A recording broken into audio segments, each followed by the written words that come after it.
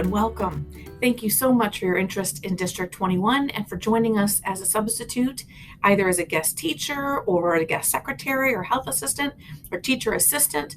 No matter the role, we're thrilled that you're here, and we so appreciate your willingness to come alongside our students and teachers and families and support us in the work that we do each day.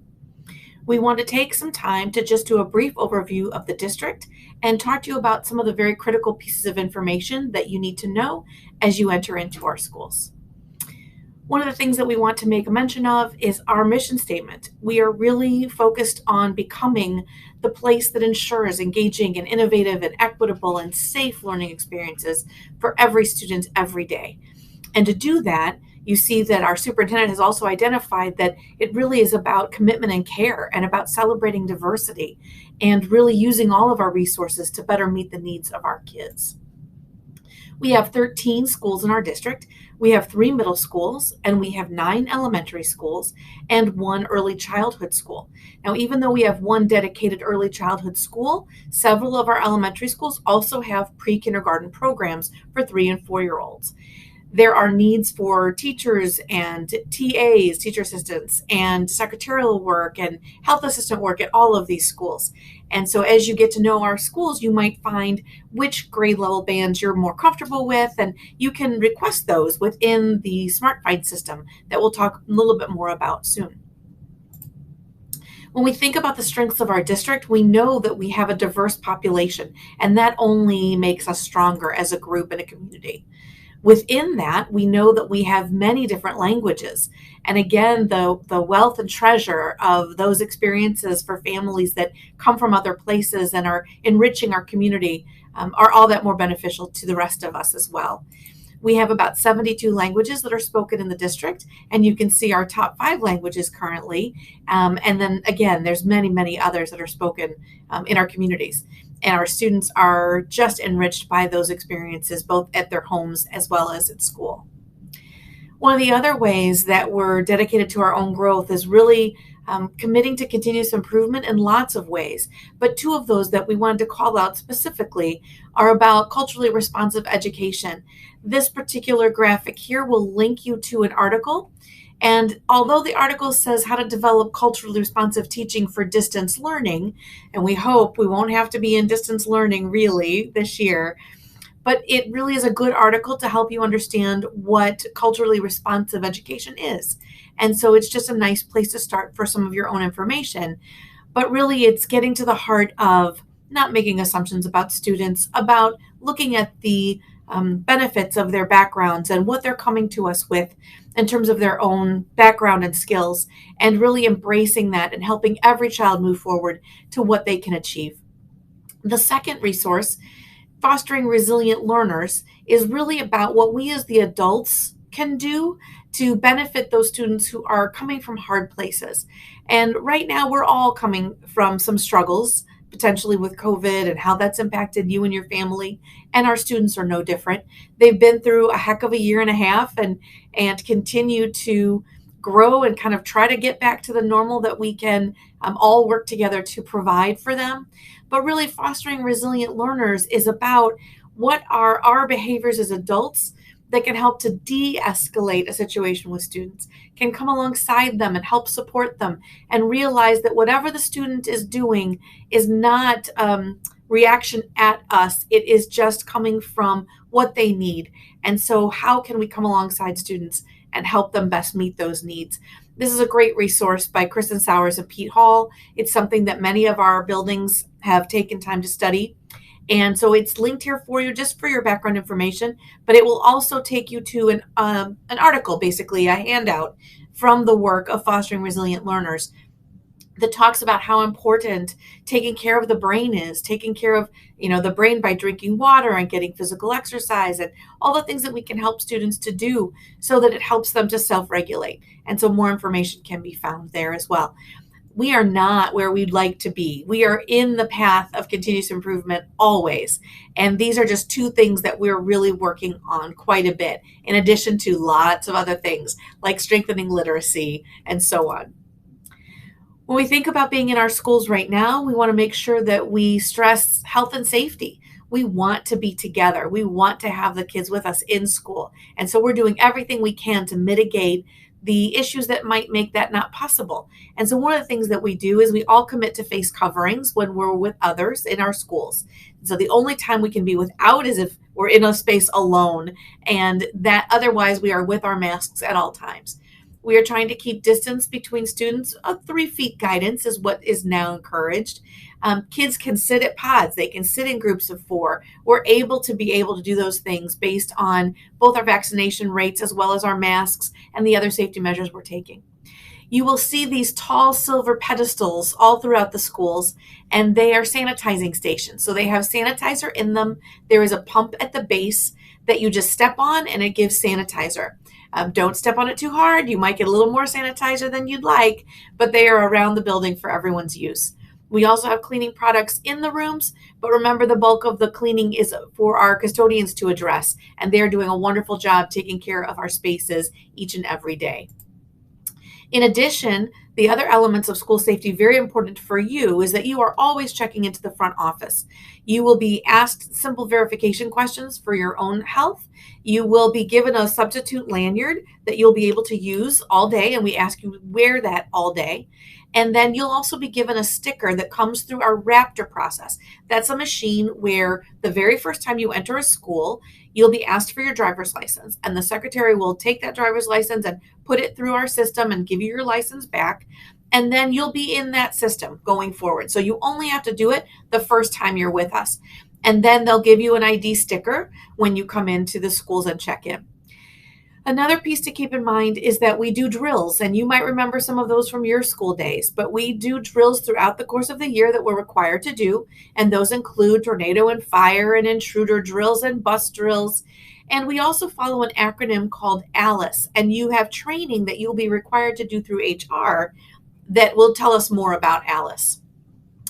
When you receive that information from HR, as you may have already done, you have several modules that you'll need to complete from a company called GCN, and we all go through these trainings. And it is just one of the things that we do to make sure that everyone has these safety measures on top of mind for all of us, for ourselves and our own safety, as well as our colleagues and our students. So keep those in mind as you go through. You have 60 days from hire date to complete them, and there are many, so you might want to pace yourself and get a few done each day as you move through that process. In addition, ALICE training has modules as well. It's a different way of thinking about intruder drills than what's been common over the last many years. And so it's a really strong way for all of us to get on the same page with how we're going to react when we're dealing with a possible intruder in a school. And so you can see the acronym broken down here. It's alert, lockdown, inform, counter, and evacuate. And again, 60 days from hire is when we're trying to complete those modules. But a little bit more about ALICE. This just gives you a brief snippet of what each of the words mean, but the modules will help you much more. But really, I'll give you one quick example. So what we used to do in schools is that if there were an intruder, there might be a special code that the principal would say on the announcements, and all the teachers would know, oh gosh, something's going on, but no one else would really know what the issue was. And so what the research is finding is that that is not helpful at all. Everyone needs to be informed. Everyone needs to know exactly what's going on to really benefit themselves, their students, and the safety of everyone in the school. And so that's just one tiny example. But as you can see, you'll go through in the modules each of these pieces to better help you understand what your role will be if there happens to be a time that you're either doing a drill or, gosh forbid, if an actual need occurs where you're following through with these pieces with your students. But again, those modules are very important. Another way that we think about the safety of our students is really looking at our students' needs. And you have a diverse group of students. If you're in the secretarial role or a health role, you'll be interacting with students in different ways perhaps than the classroom teacher, but we all need to keep in our mind what is the best for this student at this time. If you're in the classroom, you are given a substitute folder that should have different information about your student's needs. You might have a student that has what's called an IEP, or an individualized education plan. You might have a student with a 504, which is another type of plan. Information about those students' needs should be in that folder, and you can see that information based on what the teacher has written you as well to help that student throughout the course of the day. Anytime you have a question, please feel free to check in with those around you in your hallway or with the office, the principal, the assistant principal, the secretaries, the coaches in your schools, to really help you with what your questions are. There might also be medical needs that your student may have. And so this is, again, just some basic information. But some of our students, and very few, have allergies where they need specific pieces to occur for them. And those notes will be left for you. Another thing that you might see on a rare occasion is an EpiPen. And an EpiPen is something that looks like this. It is not obviously a pen, but it's about the length of a pen.